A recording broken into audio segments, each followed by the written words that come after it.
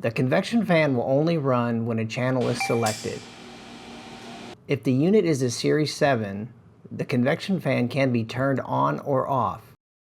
Please verify that the convection fan is turned on. Also verify that the fan icon is illuminated on the control board. If the fan is making a loud or odd noise, determine where the sound is coming from. If the sound is coming from the fan blade, remove the 2 fan screw retention nuts and slide the fan cover down and out. Verify that there is not something caught in the fan blade or that there is not a bent fan blade. Replace the fan blade if needed.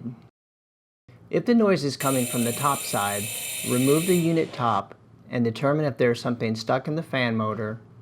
If there is debris in the motor, remove and verify that the fan is working correctly. Another source of fan noise could be a bad bearing in the fan. If there is no debris or broken blades and the fan continues to make noise, replace the fan motor.